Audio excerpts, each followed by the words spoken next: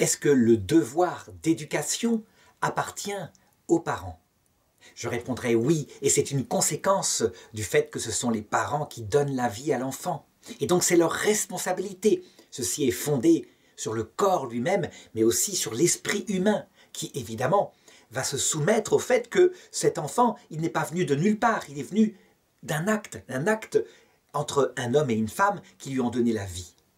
Eh bien, issu de cela, l'éducation, le devoir d'éducation, appartient aux parents, mais je dirais doit être exercé de manière responsable par les parents.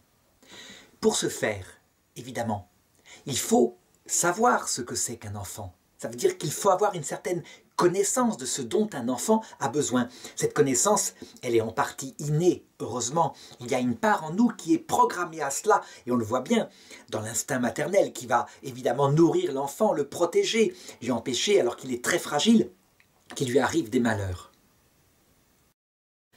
Cependant, alors que chez l'animal, et en particulier les animaux supérieurs, cette chose-là est programmée de manière parfaite, au point que la maman chien, par exemple, va mettre la part d'amour, la part d'autorité qu'il faut au bon moment. C'est ainsi qu'elle est faite. Eh bien, chez l'être humain, une grande partie est livrée aussi à notre liberté. Ça veut dire que tout n'est pas si évident que cela. Et donc, il est important, toujours pour la raison de cette responsabilité éducative, de se former à l'éducation, de savoir comment s'y prendre. Et les choses, globalement, sont assez, je dirais, faciles à comprendre, puisque, simplement, en observant ce qui se passe chez les tout petits animaux, les animaux supérieurs, évidemment, comme le chien, on se rend compte que un petit humain a besoin de deux amours complémentaires, à savoir de la tendresse, qui va le structurer, qui va lui donner envie de vivre, parce qu'il ressent tout. Et, d'autre part, ce n'est pas suffisant, des repères, de l'autorité, qui va mettre des limites tout petits à ce qu'il doit faire et à ce qu'il ne peut pas faire. D'abord, découvrir que, justement, l'autorité est portée par ses parents.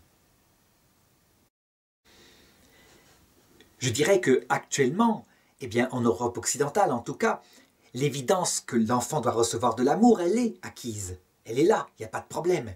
Par contre, l'évidence que les repères doivent être mis dès tout petit, parce que quand il aura 2-3 ans, si les choses ne sont pas posées, ce sera très compliqué. Ce n'est plus acquis. C'est acquis il y a 1 siècle et demi, où, à l'inverse, on se méfiait de l'aspect tendresse parce qu'on disait que ça allait ramollir les enfants. Eh bien, il est nécessaire que les jeunes parents se forment en sachant que ces deux amours complémentaires qui doivent exister, amour de tendresse, amour d'autorité, selon ce schéma très ancien qui, je dirais, manifeste comment la tendresse possède en elle de l'autorité et comment l'autorité doit être accompagnée de tendresse. Est-ce qu'on a tout dit lorsqu'on a dit que ces deux choses doivent collaborer?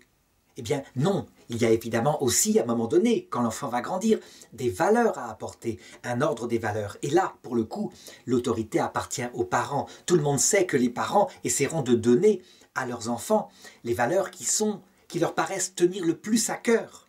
Et donc, je dirais, retirer l'autorité aux parents, la retirer complètement, c'est quelque chose qui évidemment est contre nature. Il n'empêche que d'autres acteurs de l'éducation auront un rôle. Et ces acteurs-là ne sont pas simplement l'école, c'est aussi les grands-parents, c'est aussi les camarades, en ce sens que, finalement,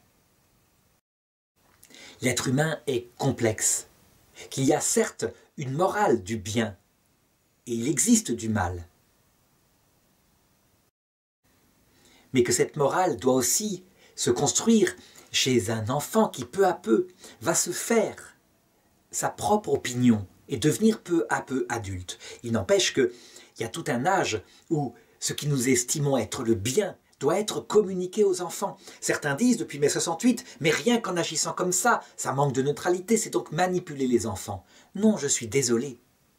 Dire que la personne humaine a une valeur plus fondamentale et importante que l'argent qui est un moyen, qui est utile, qui est important, mais que la personne humaine a raison de finalité, ce n'est pas inventer quelque chose.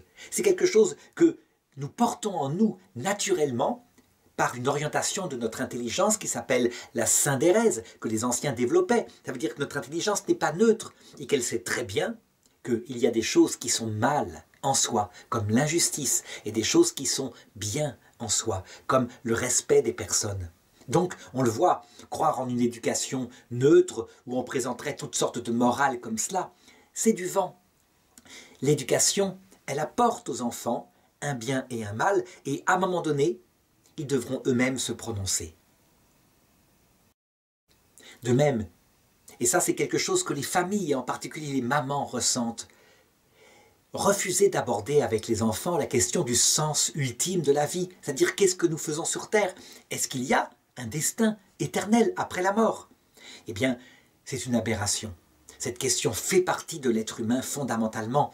Et heureusement, si les parents actuellement ne l'abordent plus, eh bien quelquefois en philosophie, on aborde encore ces questions-là.